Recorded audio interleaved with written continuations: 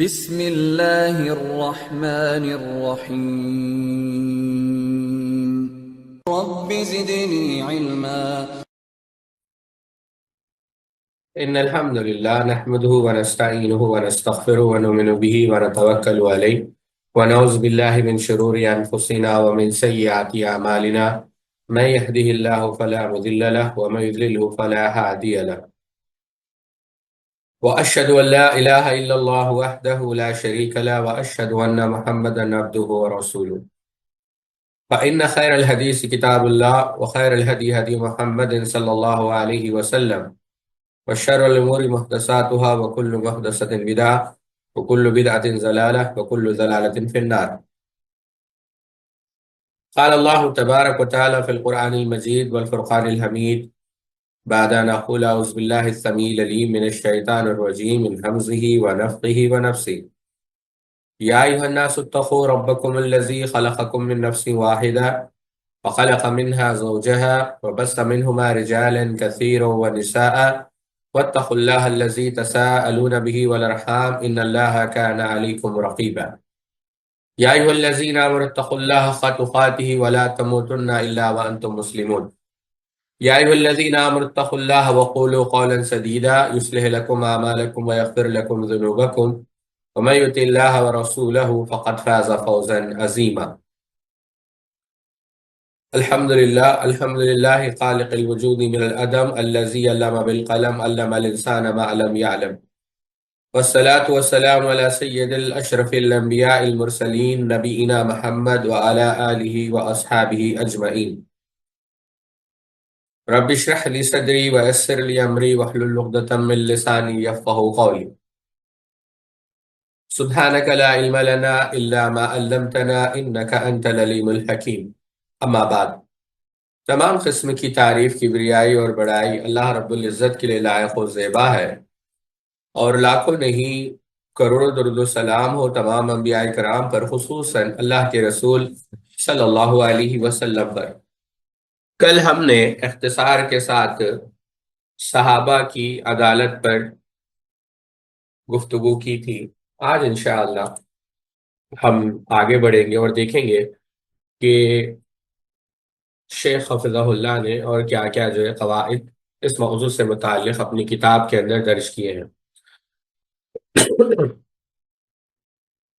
الحمدللہ رب العالمین والصلاة والسلام علی سید الانبیاء والمرسلین وعلی آلہ وصحبہ ومن تبعہم بإحسان الی یوم الدین، اما بعد۔ صحابہ کرام وہ نفوس قدسیہ ہے کہ انبیاء کرام کے بعد کوئی بھی ان کے مقام و مرتبے میں ان کا سہیم و شریک نہیں۔ یہاں پر ایک بات یاد رکھنی ہے ساتھیوں، کیا سیدنا ابو بکر رضی اللہ تعالی عنہ مطلقاً انبیاء علیہ السلام کے بعد سب سے افضل ہے؟ اہل علم کا اس میں اختلاف ہے ساتھیوں، کیونکہ بعض اہل علم اس طرف گئے ہیں جو یہ کہتے ہیں کہ انبیاء علیہ السلام کے بعد وہ لوگ افضل ہے جن کے متعلق اختلاف ہے کہ آیا وہ نبی ہے یا نہیں، جیسے سیدنا لقمان علیہ السلام، خضر علیہ السلام۔ بہرحال تو یہ بات یاد رکھیں، اللہ سبحانہ وتعالیٰ نے انہیں خیر امت قرار دیتے ہوئے فرمایا کنتم خیر امت اخرجت للناس تأمرون بالمعروف وتنہون عن المنکر الی آخر، تم سب سے بہتر امت ہو جنہیں لوگوں کی ہدایت کے لیے پیدا کیا گیا ہے۔ اب ان کو بہتر کہنے والا اللہ رب العزت ہے، اور جو ان کو بدتر کہتا ہے گویا وہ شیطان۔ یاد رکھیں، حضرت معاویہ رضی اللہ تعالی عنہ فرماتے ہیں اللہ کے رسول صلی اللہ علیہ وسلم نے فرمایا، اس حدیث کو امام ترمذی نے نقل کیا کہ انتم تتمون 70 امتن انتم خیرها واکرمها علی اللہ، اور کما قال النبی صلی اللہ علیہ وسلم، تم پورا کرتے ہو 70 امتوں کو۔ یہاں پر جو 70 عدد بتائی گئی ہے یہ تحدید کے لیے نہیں، کثرت کو ظاہر کرنے کے لیے، جیسے امام عبد الرحمن مبارک پوری رحمۃ اللہ علیہ نے تحفہ کے اندر امام مناوی سے اور علامہ طیبی سے یہی بات نقل کی۔ تو یہ تمام امتوں میں تم سب سے بہتر ہو، اور اللہ رب العزت کے پاس تم سب سے مکرم و محترم ہو۔ یہ روایت ترمذی کے علاوہ ابن ماجہ، مسند احمد، دارمی، طبرانی اور مستدرک حاکم میں بھی ہے۔ امام ترمذی رحمہ اللہ نے اسے حسن، امام حاکم رحمہ اللہ نے صحیح، اور حافظ ابن حجر اسقلانی نے فتح الباری میں حسن صحیح کہا ہے۔ حضرت علی رضی اللہ تعالی عنہ سے روایت ہے، رسول اللہ صلی اللہ علیہ وسلم نے فرمایا: اوتیت ما لم یؤت احد من الانبیاء فقلنا یا رسول اللہ ما ہوا؟ قال نصرت بالرعب وأوتيت مفاتيح الأرض وسميت أحمد وجعل التراب إلى طهورا وجعلت أمتي خير الأمم۔ مجھے ایسی چیزیں دی گئی ہے جو انبیاء کرام میں سے کسی کو نہیں دی گئی۔ یعنی آپ دیکھیں، اللہ کے رسول صلی اللہ علیہ وسلم نعمتوں کو ذکر کر رہے ہیں اور یہ کہہ رہے ہیں کہ اتنی عظیم نعمتیں ہیں کہ مجھ سے پہلے کسی نبی کو یہ نعمت نہیں دی گئی۔ میری مدد روب سے کی گئی، روب یعنی ڈر، یعنی ایک دہشت، خوف، یوں سمجھے روب۔ مجھے زمین کی چابیاں دی گئی، میرا نام احمد رکھا گیا، مٹی میرے لیے طہارت کا باعث بنائی گئی، اور میری امت تمام امتوں سے بہتر قرار دی گئی ہے۔ حافظ ابن کثیر رحمہ اللہ نے اور حافظ ابن حجر نے اس روایت کی سند کو حسن قرار دیا ہے۔ قرآن مجید اور ان احادیث کا ظاہری مصداق آپ صلی اللہ علیہ وسلم کی پوری امت ہے، مگر اس کا اولین مصداق صحابہ اکرام رضوان اللہ تعالی مجمعین ہے، بلکہ بعض صحابہ اور تابعین نے بھی خیر امت سے مراد صحابہ اکرام مراد لیے ہیں۔ رسول اللہ صلی اللہ علیہ وسلم نے فرمایا: خیر امتی قرنی ثم الذین یلونہم ثم الذین یلونہم۔ ابن ابی شیبہ کی روایت میں ثم الذین یلونہم، میری یعنی ایک اور اضافے کے ساتھ، ایک اور زمانے کے ساتھ، کہ میری امت کے بہترین لوگ وہ ہے جو میرے زمانے میں ہے، پھر وہ جو ان کے بعد ہے، پھر وہ جو ان کے بعد ہے۔ حضرت عائشہ رضی اللہ تعالی عنہا سے روایت ہے کہ ایک صاحب نے آپ صلی اللہ علیہ وسلم سے پوچھا: یا رسول اللہ، ای الناس خیر؟ اے اللہ کے رسول، کون سے لوگ بہتر ہیں؟ تو اس کے جواب میں آپ صلی اللہ علیہ وسلم نے کیا فرمایا؟ القرن الذی انا فیہ، وہ زمانہ جس میں میں ہوں، یعنی وہ اس زمانے کے لوگ بہتر ہے جس میں میں ہوں۔ امام مسلم نے اپنی صحیح کے اندر نقل کیا۔ حضرت عمر رضی اللہ تعالیٰ عنہ سے روایت ہے کہ رسول اللہ صلی اللہ علیہ وسلم نے فرمایا: اکرموا اصحابی فانہم خیارکم ثم الذین یلونہم ثم الذین یلونہم۔ میرے صحابہ کی تکریم کرو کیونکہ وہ تم میں سے بہتر ہے، پھر وہ جو ان کے بعد ہے، پھر وہ جو ان کے بعد ہے۔ اب ساتھیوں، ان تمام روایتوں کو آپ سامنے رکھیں۔ پہلا نقطہ یہ پتا چلا کہ آدم علیہ السلام کی تخلیق سے لے کر قیامت تک جتنے لوگ پیدا ہوئے ہیں، جتنے زمانے اس زمین نے دیکھے ہیں، جتنے ادوار اس آسمان کے تلے گزرے ہیں، ان تمام ادوار میں سب سے بہترین، اعلیٰ، عرفہ، اکرم، عظمت والا، فضیلت والا، اللہ کے ہاں مقبول، اللہ کے ہاں سب سے بہتر وہ زمانہ ہے جس زمانے میں اللہ کے رسول صلی اللہ علیہ وسلم صحابہ کے ساتھ تھے، صحابہ کا زمانہ۔ اب پتہ یہ چلا وہ زمانہ بہتر کیوں ہے، کیونکہ اس میں خود اللہ کے رسول صلی اللہ علیہ وسلم کیا القرن الذی انا فیہ، میں اس زمانے میں تھا، میرے صحابہ اس زمانے میں تھے۔ پتہ یہ چلا کہ اللہ کے رسول صلی اللہ علیہ وسلم جس زمانے میں تھے، صحابہ جس زمانے میں تھے، نہ ویسا زمانہ پہلے گزرا ہے، نہ ویسے لوگ پہلے تھے، نہ ویسے لوگ بعد میں آنے والے ہیں۔ اگر بعد میں آنے والے ہوتے تو اللہ کے رسول صلی اللہ علیہ وسلم اس کی پیشن گوئی کرتے۔ اور یہ حدیث ہے، اس بات کو یاد رکھے، وما ينطق عن الهوى ان هو الا وحی یوحى، یہ جو حدیث اللہ کے رسول صلی اللہ علیہ وسلم بیان کر رہے ہیں، جبریل علیہ السلام اس کو نازل کر رہے ہیں۔ اللہ رب العزت جو علام الغیوب ہے وہ اس بات کی خبر دے رہا ہے، اے محمد صلی اللہ علیہ وسلم تم اس بات کی خبر دو کہ آج تلے، یعنی جو مخلوق آج تمہارے ساتھ موجود ہے، نہ آپ سے پہلے اتنی بہترین مخلوق موجود تھی، نہ قیامت تک اتنی بہترین مخلوق آنے والی۔ سبحان اللہ، یہ بات اللہ کے رسول صلی اللہ علیہ وسلم ہمیں کہہ رہے ہیں۔ تو صحابہ رضوان اللہ تعالی مجمعین کی تعظیم اور تکریم یہ براہ راست اللہ رب العزت کا حکم ہے۔ اور آپ دیکھیں اس پر اہل علم نے کام کیا ہے۔ بات سے بات یاد آ گئی، آپ تاریخ اہل حدیث اٹھائے ڈاکٹر بہاؤالدین کی، اس کے اندر انہوں نے جو ہمارے معروف محقق ہے بلکہ مناظر ہے مولانا ابراہیم میر سیالکوٹی رحمۃ اللہ علیہ، ان کا ذکر کیا، اور انہوں نے کہا کہ وہ ہمیشہ اپنے شاگردوں کے لیے کچھ پروگرامز جو ہے مرتب کیا کرتے تھے، تقاریر کرواتے. مولانا ابراہیم سیالکوٹی رحمۃ اللہ علیہ نے جو فارغ التحصیل اور ذہین علماء تھے، کیا کیا ان کو کہ قرآن کی روشنی میں تم کیا کرو، ان آیتوں کی تفسیر کے ذریعے سے، قرآن کے دروس کے ذریعے سے جو عقائد باطلہ ہیں، جو جو گمراہ کن فرقے ہیں، تم کیا کرو، ان کے عقائد کا رد کرو قرآن کے آیتوں کے ذریعے سے. بلکہ آپ نے باضابطہ شعبے جات بنائے، یعنی ختم نبوت کے اوپر، قادیانیت کے اوپر، رد عیسائیت پر، اور جو ڈاروین اور نیچریت جسے ہم کہہ لیں، سر سید احمد خان بھی اس کے قائل تھے، انکار حدیث کے اوپر، تعصب، تقلید، بدعات کے اوپر، انکار حدیث کے اوپر، اور کیا کہتے ہیں جو مسیح سیدنا عیسیٰ علیہ الصلوۃ والسلام کے نزول کے منکر ہیں ان کے اوپر بہت سارے. شہادت القرآن آپ اٹھا کر دیکھیں، آپ کو بہت سارے جو ہے دلائل آپ کو نظر آئیں گے کہ قرآن مجید سے ان تمام عقائد کا رد کیا گیا. بلکہ خود یہاں تک انہوں نے باضابطہ ایک ٹیم قائم کی جنہوں نے آیتوں کو جمع کیا. انشاءاللہ میں وہ آیتیں آپ کے سامنے رکھوں گا. سینکڑوں آیتیں، یعنی 300 400 آیتیں قرآن مجید سے جو صحابہ کی حقانیت پر جو ہے دلالت کرتی ہیں. اور صحابہ پر تنقید کیوں کیا جاتا ہے، سوال یہاں پر یہ ہے. انشاءاللہ ہم تفصیل سے دیکھیں گے کہ آیا جو صحابہ کی گستاخی کرتے ہیں قرآن، احادیث صحیحہ اور سلف صالحین کے اقوال کی روشنی میں ان کا کیا حکم. لیکن سوال یہاں پر یہ ہے کہ کیوں جو ہے ان پر تان کیا جاتا ہے. علامہ حکمت اللہ نے نقل کیا ہے کہ دو رافضی جو صحابہ کو گالی دیتے تھے ان کو پکڑا گیا. کوئی قصہ کہانی نہیں سنا رہا ہوں میں آپ کو، آپ اٹھا کر دیکھیں، 8 جلدوں میں چھپی ہے. اس میں ایک رافضی کو قتل کر دیا گیا. دوسرے رافضی کو کہا کہ اگر تم سچ نہیں بتاؤ گے تو تمہیں بھی قتل کر دیا جائے گا. تو رافضی نے کیا کہا پتا ہے کہ مقصد تو یہ ہے کہ اللہ کے رسول صلی اللہ علیہ وسلم کو گالی دے، لیکن اللہ کے رسول صلی اللہ علیہ وسلم کو گالی دیں گے تو ہماری گردن مار دی جائے گی. اسی لیے صحابہ کو برا بلا کہہ کر اللہ کے رسول کے جو جانثار ہے، اللہ کے رسول کے جو پروانے ہیں، اللہ کے رسول صلی اللہ علیہ وسلم کے جو شاگرد ہے، آپ کے جو خلفاء ہے، ان کو گالیاں دے کر، ان کے ازواج کو، ان کی اولاد کو گالیاں دے کر ہم اپنے سینے کو ٹھنڈی کرتے. یہ بات امام ہبت اللہ نے نقل کی.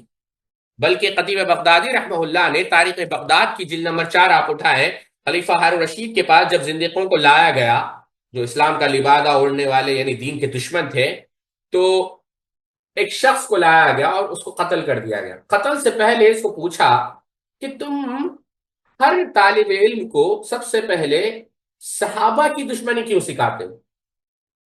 یعنی جو وہ زندیق تھا اس نے کہا ہمارا مقصد یہ ہوتا ہے کہ جب شریعت کو نقل کرنے والے، بیان کرنے والے، اس کو روایت کرنے والے بدنام ہو جائیں گے تو لوگ ان کے بیان کردہ دین اور شریعت پر اعتماد کرنا ہی چھوڑ دیں.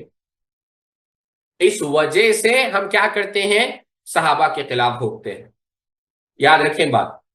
اور اس سے یہی بات میں دوبارہ کہہ رہا ہوں، اسی لیے ہم اس بات کو سمجھیں کہ تمام صحابہ کیا ہے ساتھیوں، عادل ہے. تمام صحابہ عادل ہیں.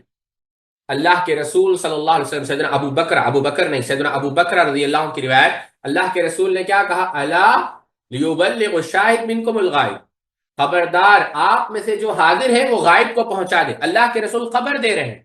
امام ابن حبان رحمۃ اللہ علیہ صحیح ابن حبان میں کہتے ہیں کہ ان اصحاب النبی صلی اللہ علیہ وسلم کلہم عدول ثقات، کہ تمام صحابہ کیا ہے، عادل ہے، ثقہ ہے. بلکہ بڑی پیاری بات آپ نے کہی، ان اللہ تبارک و تعالی نزہ اقدار اصحاب رسول اللہ صلی اللہ علیہ وسلم عن سلب قادہم وسان اقدارہم عن واقعیت منتقص وجعلهم كالنجوم يقتدى بهم وقد قال تبارك وتعالى ان اولى الناس بابراهيم للذين اتبعوا وهذا النبي والذين امنوا والله ولي المؤمنين. پھر آیتیں پورے نقل کرنے کے بعد آپ نے کیا کہا کہ صحابہ اللہ رب العزت نے کیا کیا، ان کے گناہوں کو معاف کیا. اللہ رب العزت نے ان کی عدالت کو بیان کیا. اللہ رب العزت نے ان سے مغفرت کا وعدہ کیا. اللہ رب العزت نے جو کوئی، یعنی اللہ رب العزت نے ان کو ایسے ستارے قرار دیے کہ جن ستاروں کی پیروی کی جاتی.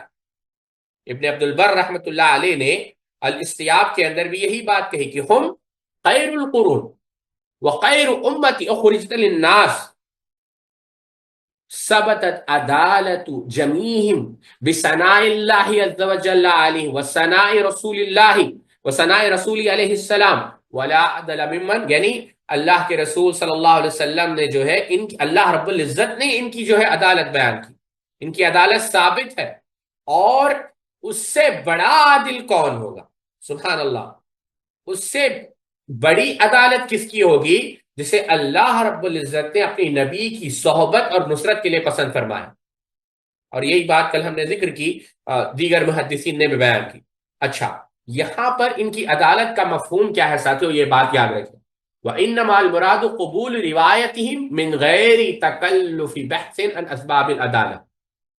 امام زرکشی رحمہ اللہ نے علامہ علی بن اسماعیل رحمہ اللہ کا قول نقل کیا، جن کا انتقال 616 ہجری میں ہوا، کہ صحابہ کے عادل ہونے سے مراد یہ نہیں کہ وہ معصوم عن الخطا ہے، نہیں، یہ ہے کہ ان سے گناہ سرزد ہونا محال تھا، گناہ سرزد ہونا محال تھا۔ یہاں پر بڑی ایک لطیف نقطے کی طرف میں اشارہ کرنا چاہوں گا، جو دکتر وسیع اللہ حفظہ اللہ نے اپنے دروس کے اندر بیان کی، فضائل الصحابہ ان کی تحقیق ہے، آپ پڑھے، بڑے لطیف نکات آپ نے بیان کی۔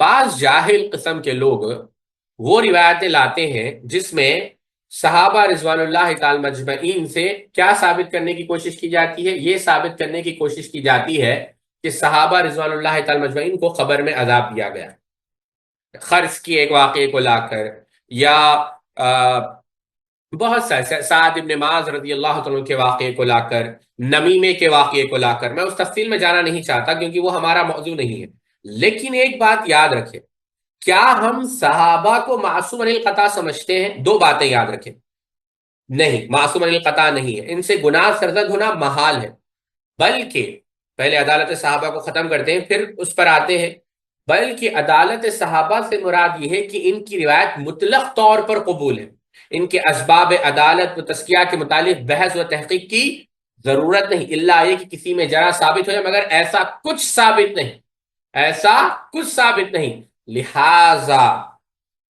لہذا کیا ہم کیا کریں گے؟ یہ صحیح بات یہ ہے کہ ہم تمام صحابہ کو، بشرطے کہ وہ صحابی ہوں، تمام صحابہ کو عادل سمجھتے ہیں، یہاں تک کہ یعنی جو کچھ صحابہ کے متعلق بیان کرتے ہیں، یعنی کیونکہ صحابہ رضوان اللہ تعالی اجمعین، آپ اس سے اندازہ کریں، امام نے حبان نے یہاں تک بات نقل کی ہے، سیدنا انس ابن مالک رضی اللہ عنہ کا قول نقل کیا ہے کہ ہم جھوٹ جانتے تک نہیں، کہنا تو بہت دور کی بات ہے، ہمیں پتا ہی نہیں کہ جھوٹ کیا ہوتا۔ اب آئیے اس بات کی طرف کہ کیا یہ قبر کا عذاب، دیکھیں ساتھیو، یہ جو جاہل قسم کے لوگ ہیں، کیا قبر آخری منزل ہے؟ پہلا آپ ان سے سوال کریں، بالکل بھی نہیں، قبر آخری منزل نہیں، آخری منزل یا تو جنت ہے یا جہنم ہے۔ اللہ رب العزت نے صحابہ کے متعلق کیا کہا؟ وَكُلُّ وَعَدَ اللَّهُ حسنا، اللہ تعالیٰ نے سورہ حدید میں کہا کہ اللہ رب العزت نے صحابہ کے لیے جنت کا وعدہ کیا، ان الذین سبقت لهم منا الحسنى اولئک عنہا مبعدون۔ اللہ تعالیٰ نے کیا کہا؟ بلا شبہ جن لوگوں کے لیے ہم نے جنت کا فیصلہ کیا ہے وہ جہنم سے دور کر دیے جائیں گے۔ لیکن الرسول والذین آمنوا معه، جو اللہ کے رسول کے ساتھ ہے، جاہدوا باموالہم وانفسہم واولئک لهم الخیرات واولئک هم المفلحون۔ پھر اللہ تعالیٰ نے کیا کہا؟ اعد اللہ لهم جنات تجری من تحتها الانہار خالدین فیہا ذلک الفوز العظیم۔ یہ بار بار اللہ رب العزت کیا بیان کر رہا ہے؟ اللہ رب العزت تمام صحابہ رضوان اللہ تعالی مجمعین کے جنت میں ہونے کو ذکر کر رہا، اور اسی کو شاعر نے بڑی پیاری بات میں جو ہے اس کو سمجھایا کہ قرآن مجید میں لقد رضی اللہ عن المؤمنین، لقد، یہ جو رضوان کی آیت میں لقد آیا ہے، اے مؤرخ تیری تحقیق کا رد آیا۔ اللہ رب العزت واضح طور پر جگہ جگہ صحابہ رضوان اللہ تعالی مجمعین کے جنتی ہونے کا ذکر کر رہا ہے۔ امام ابوبکر اجوری رحمہ اللہ نے کیا کہا کتاب الشریعہ کے اندر؟ اللہ تعالیٰ نے صحابہ سے جنت کا وعدہ کیا ہے، اور وعدہ کیسے کہ وہ چند دن رہیں گے؟ نعوذ باللہ نہیں، وہ اس میں ہمیشہ ہمیشہ رہیں گے۔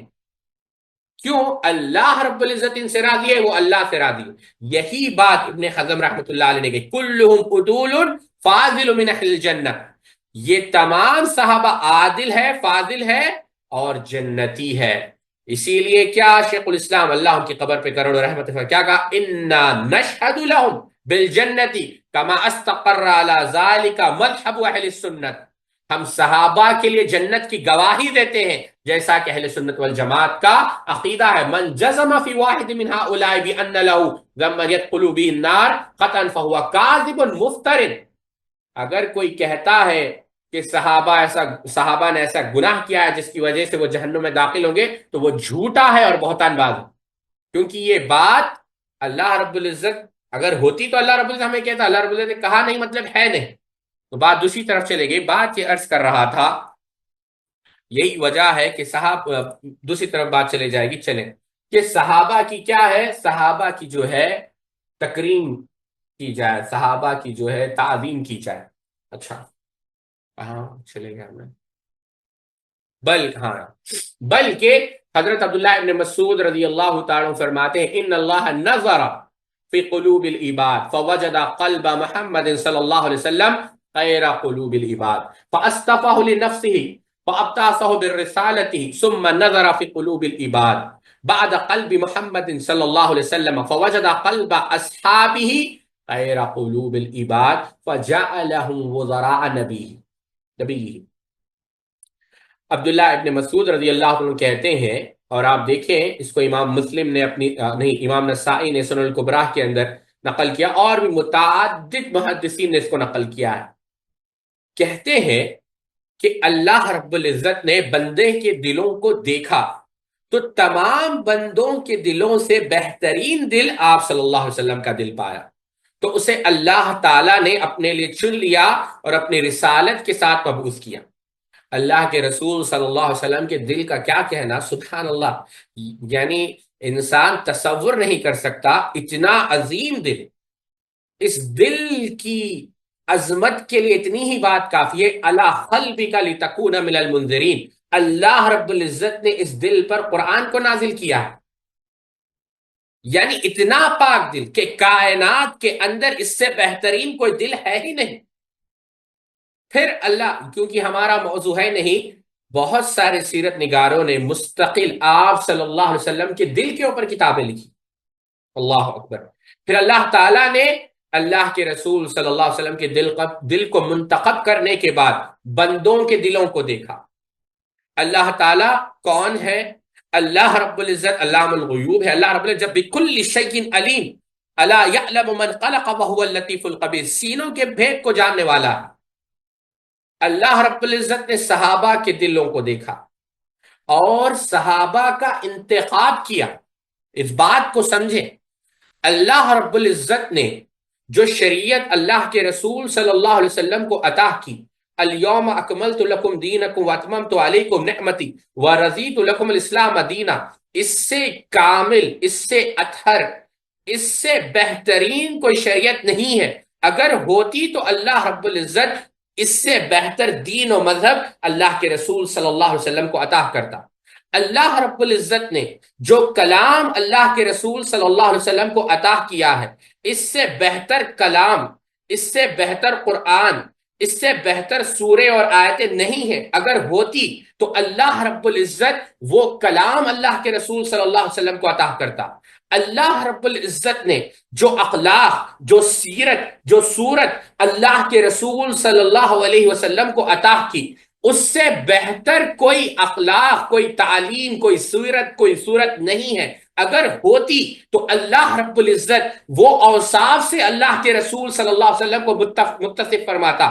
پتہ یہ چلا کہ پوری کائنات میں آدم سے لے کر قیامت تک صحابہ سے بہتر کوئی مخلوق نہیں ہے۔ اگر ہوتی تو اللہ رب العزت ان مخلوقات کا انتخاب کر کر اللہ کے رسول صلی اللہ علیہ وسلم کو ان کا وزیر بناتا، لیکن نہیں، اللہ رب العزت نے صحابہ کو وزیر بنایا۔ اللہ رب العزت نے کائنات کے تمام مخلوقات پر نظر ڈالی، وہ یہ اس بات کی دلیل ہے کہ پوری کائنات میں ان سے بہتر کوئی مخلوق نہیں ہے، اگر ہوتی تو اللہ رب العزت ان کو وزیر بناتا۔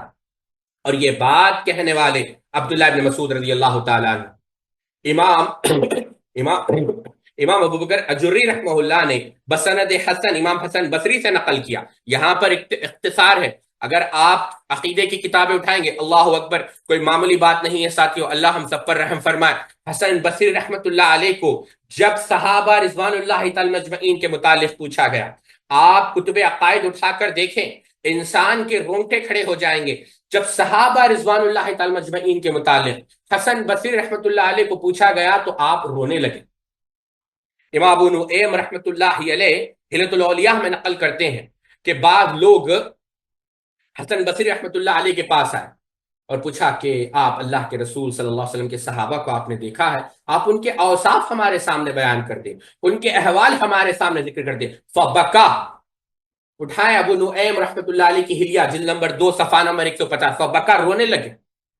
کہا کہ میں ان کے متعلق بتاؤں جو صراط مستقیم پر گامزن تھے، جو صدق و صداقت کے پیکر تھے، جن کے لباس کے اندر خوشبو کی جو ہے بو آیا کرتی تھی، جب وہ چلتے تھے تو تواضع کے ساتھ چلتے تھے، ان کے عمل میں، ان کے فعل میں کوئی تضاد نہیں تھا، ان کے عمل اور فعل موافقت رکھتے تھے، مشرکین کے خلاف وہ جو ہے قتال کیا کرتے تھے، جب گھر سے نکلتے تھے تو اللہ رب العزت کے لیے حلال رزق تلاش کیا کرتے تھے، ہمیشہ ہر عمل میں چاہے بڑا ہو چھوٹا ہو اللہ رب العزت کی اطاعت کیا کرتے تھے، اللہ رب العزت کی رضا کو تلاش کیا کرتے تھے۔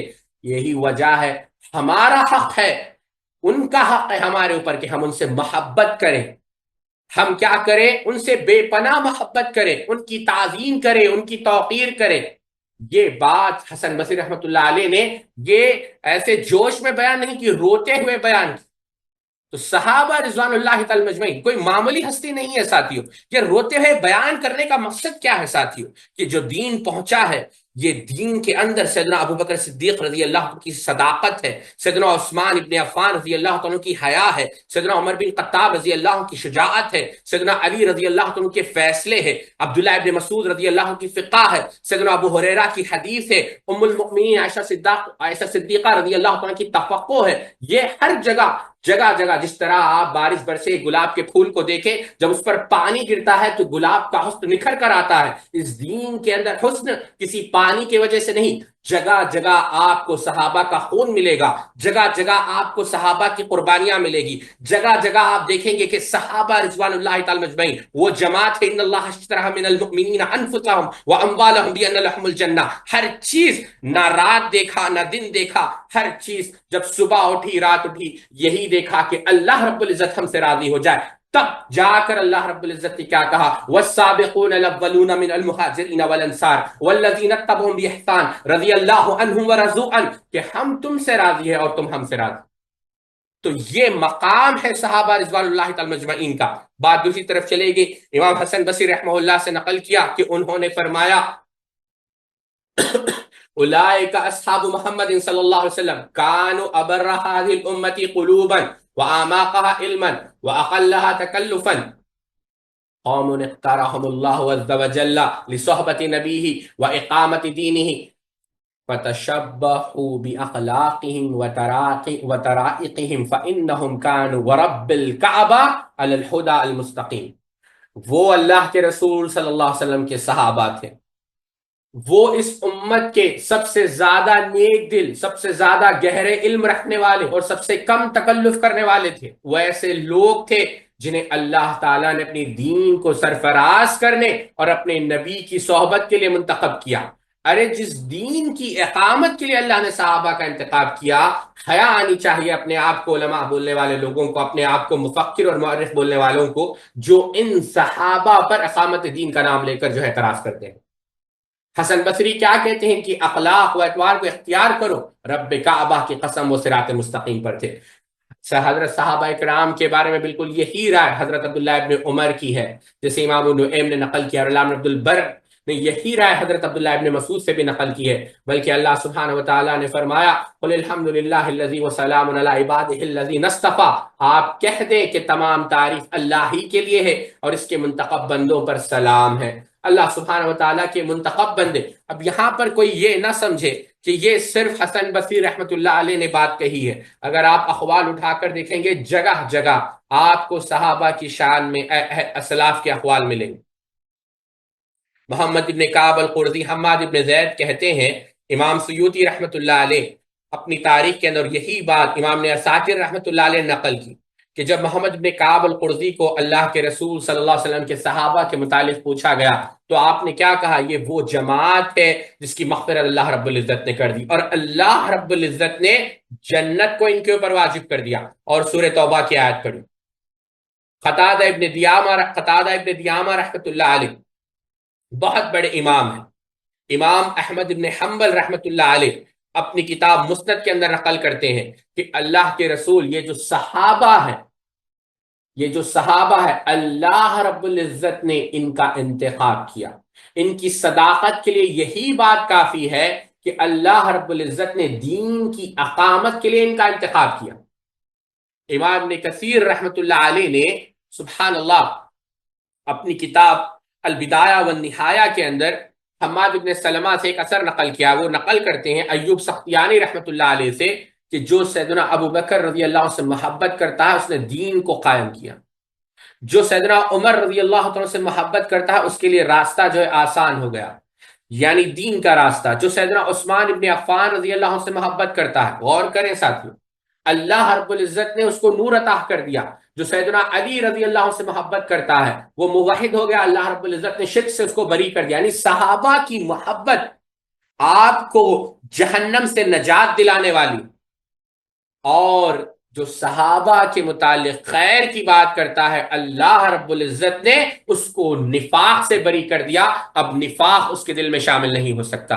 یہاں پر ایک بات سمجھے ساتھیوں، سلف اتنے متشدد، اتنے اس معاملے میں متشدد تھے، امام ذہبی رحمت اللہ علیہ اسر علم النبلاء کے اندر، امام لالکائی رحمہ اللہ شرح اصول اعتقاد اہل سنہ والجماعت کے اندر، امام حنظلہ، زریر بن عبداللہ، عدی بن حاتم، یہ تینوں کے متعلق عقل کرتے ہیں، کہتے ہیں تینوں یہ کیا من الکوفۃ الی، یہ کوفہ سے کہاں چلے گئے؟ قرقسیہ، اس علاقے میں۔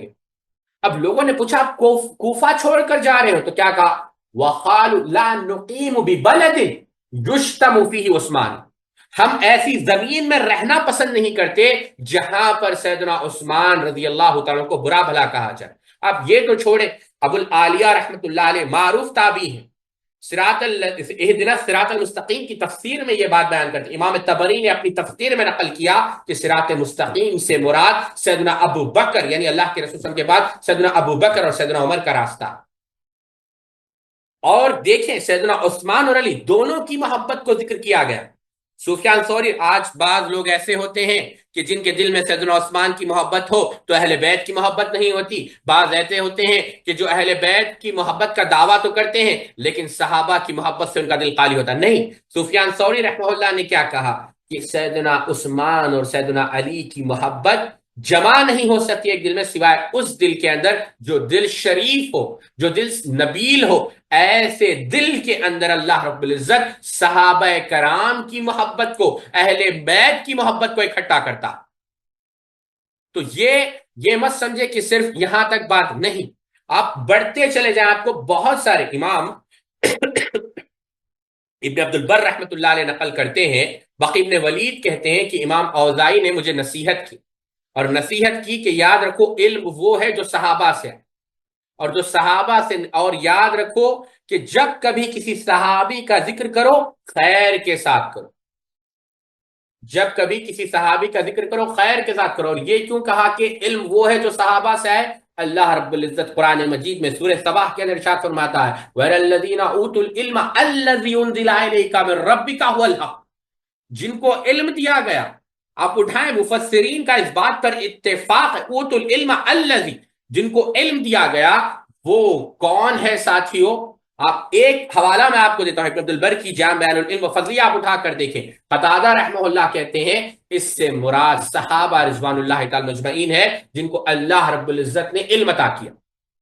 یہی بات ائمہ اربعہ سے مروی ہے، چاہے وہ امام ابو حنیفہ ہو، امام مالک ہو، امام محمد بن ادریس الشافعی ہو، امام ابن حنبل، جنہوں نے یہ بات بیان کی کہ صحابہ کے متعلق، وہ ہم تفصیل سے گستاخ صحابہ کے موضوع میں ذکر کریں گے، بلکہ امام شافعی رحمۃ اللہ علیہ نے تو اپنے شاگرد ربیع کو یہاں تک نصیحت کی، اے ربیع، رسول اللہ صلی اللہ علیہ وسلم کے صحابہ کے بارے میں بے تکلف و بحث تکرار نہ کرو۔ امام بیہقی رحمۃ اللہ علیہ نے مناقب کے اندر اس کو نقل کیا، کیونکہ اگر صحابہ کے بارے میں بحث و تکرار کرو گے تو کل قیامت کے دن یاد رکھو اللہ کے رسول صلی اللہ علیہ وسلم تمہارے خلاف کھڑے ہوں گے، بتاؤ تم جنت میں کیسے جاؤ گے۔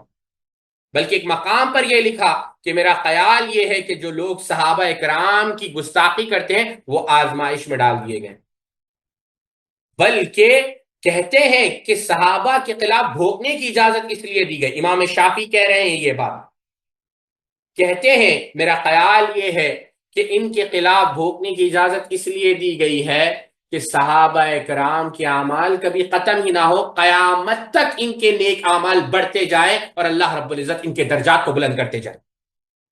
امام احمد بن حنبل رحمۃ اللہ علیہ نے کہا جب تم دیکھو کسی شخص کو جو صحابہ کے بارے میں برے الفاظ استعمال کرتا ہے تو اس کے اسلام پر شک کرو، وہ مسلمان نہیں ہو سکتا۔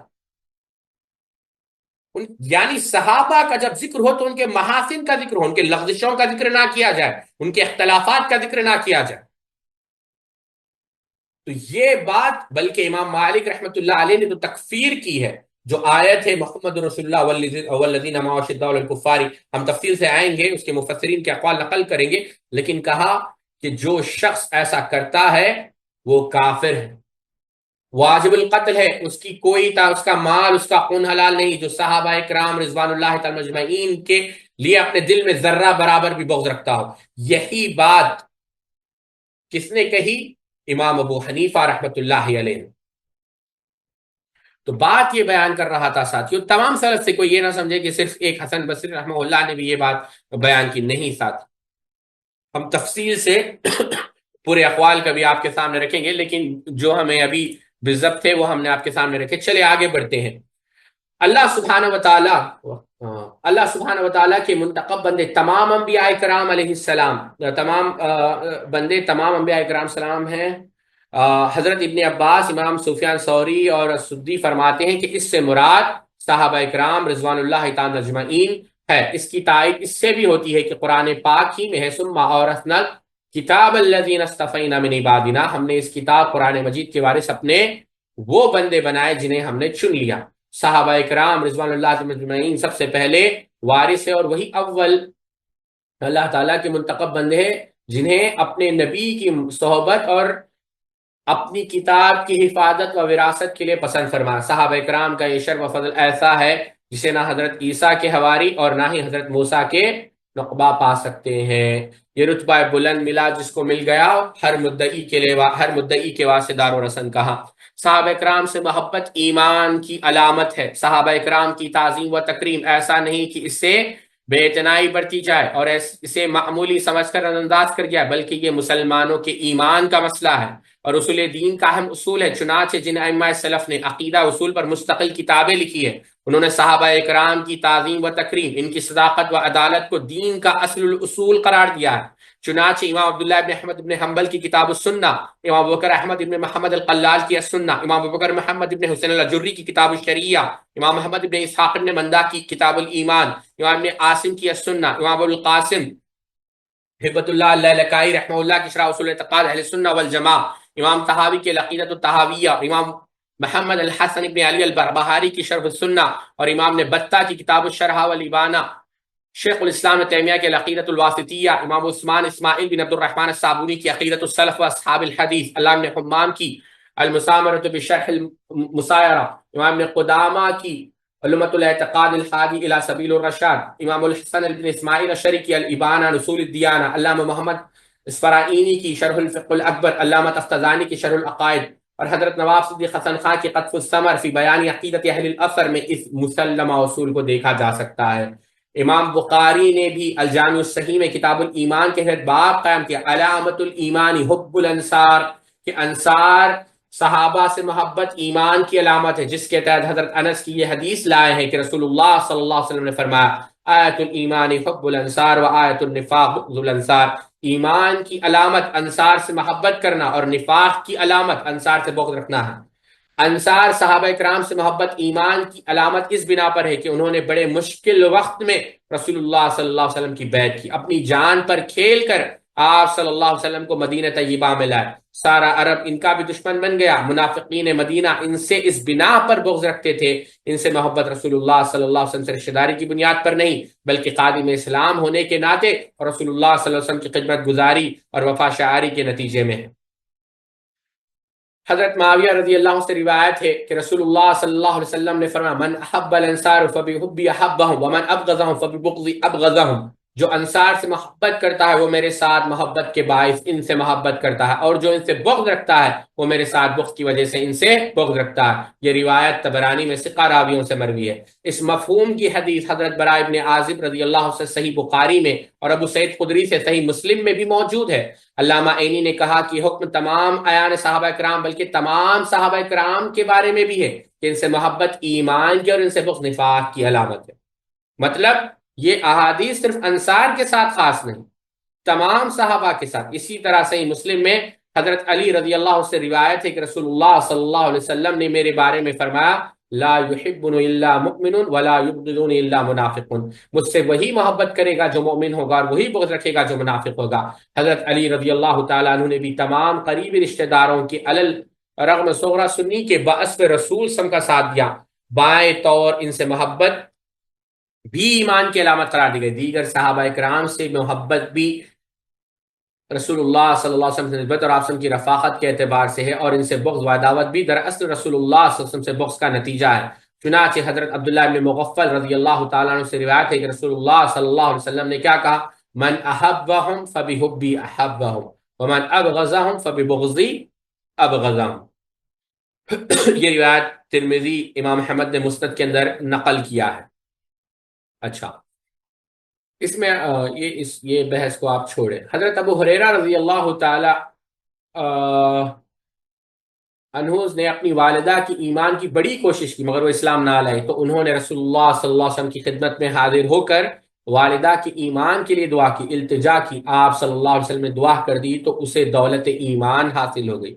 حضرت ابو ہریرہ رضی اللہ تعالی عنہ خوشی خوشی اس کی بشارت لے کر آپ صلی اللہ علیہ وسلم کی خدمت اقدس میں حاضر ہوئے اور والدہ کی ایمان کی بشارت دی اور مزید عرض کیا یا رسول اللہ ادعو اللہ ان یحبنی انا و امی الى عباده المؤمنین ویحبهم الینا، قال فقال رسول اللہ صلی اللہ علیہ وسلم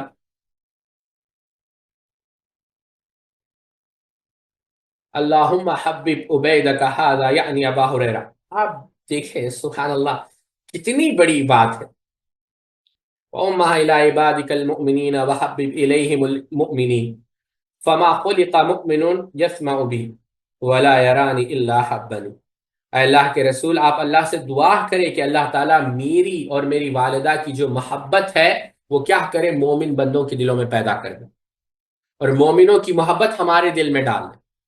چنانچہ اللہ کے رسول صلی اللہ علیہ وسلم نے دعا کی اور فرمایا اللہ اپنے اس بندے یعنی ابو ہریرہ اور اس کی والدہ کی محبت اپنے مومن بندوں کے دلوں میں ڈال دے اور ان کے دلوں میں مومنوں کی محبت ڈال دے۔ پتہ یہ چلا کہ جو سیدنا ابو ہریرہ سے محبت کرتا ہے، سیدنا ابو ہریرہ کے بیان کردہ احادیث سے محبت کرتا ہے، وہ مومن ہے، اور جو سیدنا ابو ہریرہ سے محبت نہیں کرتا وہ اللہ کے رسول صلی اللہ علیہ وسلم کے اس دعا کی روشنی میں مومن نہیں ہے اور یقیناً نہیں۔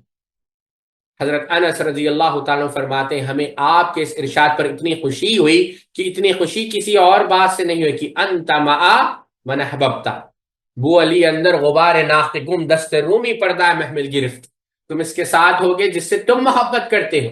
حضرت انس کتنی محبت سبحان اللہ۔ امام بخاری ادب المفرد میں نقل کرتے ہیں کہ سیدنا انس جب جاتے تھے نا اللہ کے رسول کے گھر کے پاس تو کبھی ڈر ہوتا تھا کہ ناخن سے بھی جو ہے دروازے پر نہ مانے، کہیں کیوں ناخن سے مار دیں گے آواز زیادہ ہو، کوشش کرتے تھے کہ دروازے کو جو کھٹکھٹائے کم کھٹکھٹائے تاکہ اللہ کے رسول صلی اللہ علیہ وسلم کو تکلیف نہ۔ فانا احب النبی صلی اللہ علیہ وسلم وابا بکر وعمر وارجو ان اکون معهم بحبی ایاہم وان لم اعمال بمثل اعمالهم، بس میں نبی کریم صلی اللہ علیہ وسلم سے ابو بکر و عمر سے محبت کرتا ہوں اور امید رکھتا ہوں کہ ان سے محبت کی بنا پر ان کے ساتھ ہوں گا، اگرچہ میں ان کے اعمال جیسا عمل نہیں کر سکتا۔ دیکھیں محبت کتنا عظیم عمل ہے۔ لہذا رسول اللہ صلی اللہ علیہ وسلم اور صحابہ کرام سے محبت ایمان کی علامت اور آخرت میں ان کی مرافقت و مصاحبت کا باعث ہے، جبکہ رسول اللہ صلی اللہ علیہ وسلم سے بغض و کفر اور صحابہ کرام سے بغض و عناد منافقت کی علامت ہے۔ مشہور تابعی امام مسروق رحمۃ اللہ علیہ فرماتے ہیں حب ابی بکر و عمر و معرفت فضلہما من السنہ، کہ ابو بکر و عمر سے محبت اور ان کی فضیلت کی معرفت سنت ہے، بلکہ معرفت الصحابہ میں یہاں تک معرفت الصحابہ امام فساوی کی جو کتاب ہے، خالد بن سلمان نے امام مسروق کا یہی قول ابن شبرما سے طواف کے دوران گزرا، مگر جب امام حسن بصری سے پوچھا تو کیا کہا، حب ابی بکر و عمر سنت، تو کہا کہ لا فریضۃ نہیں بلکہ فرض ہے۔ امام ابن حزم رحمہ اللہ نے فرمایا کہ صحابہ کرام سے محبت فرض ہے، حبہم فرض۔ امام مالک کہتے ہیں کان صالح السلف یعلمون اولادہم حب ابا بکر حب ابی بکر و عمر کما یعلمون السورۃ او السنہ، یعنی سلف صالحین اپنی اولاد کو شیخین سے محبت اس طرح سکھاتے تھے جیسے قرآن پاک کی صورت یا سنت سکھاتے تھے۔ علامہ قاضی یاد رحمہ اللہ فرماتے ومن توقیرہ وبرہ رسول اللہ صلی اللہ علیہ وسلم توقیر اصحابہ وبرهم ومعرفت حقهم والاقتداء بهم وحسن الثناء علیہم والاستغفار لهم۔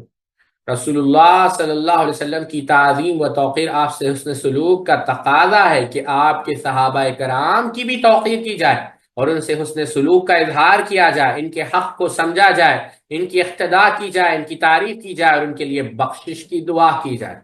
قاضی یاد نے اس کے بعد اس حوالے سے چند احادیث مبارکہ ذکر کرتے ہوئے امام ابو ایوب سختیانی رحمۃ اللہ علیہ جو بصرہ کے کبار فقہا و یعنی جو عابدین تھے ان میں شمار ہوتے تھے، حافظ ابن حجر نے انہیں ثقۃ ثبت حجت کہا ہے، کا قول ذکر کیا کہ ومن احسن الثناء علی اصحاب محمد صلی اللہ علیہ وسلم فقد بری من النفاق ومن انتقص احد منه فهو مبتدع مخالف للسنة والسلف سالی واخاف اللہ يسعد له عمل الى السماء حتى يحبهم جميعا وَيَكُونَ قَلْبُهُ سَلِيمًا۔ اللہ اکبر۔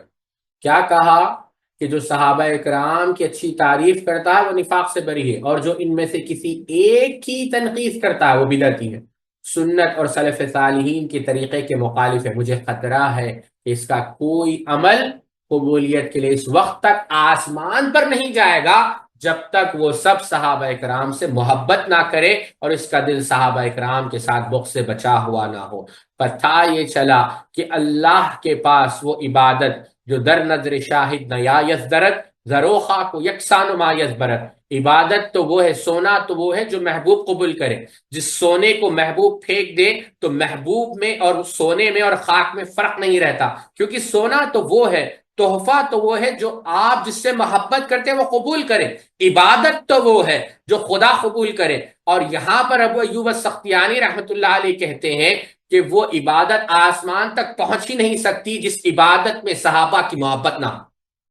اس طرح انہوں نے حضرت سہل بن عبداللہ التستری سے بھی یہ نقل کیا کہ انہوں نے فرمایا لم یؤمن بالرسول من لم یعقر اصحابہ، کہ جو رسول اللہ صلی اللہ علیہ وسلم کی صحابہ کی توقیر نہیں کرتا اس کا آپ پر ایمان ہی نہیں۔ کیوں ساتھیوں؟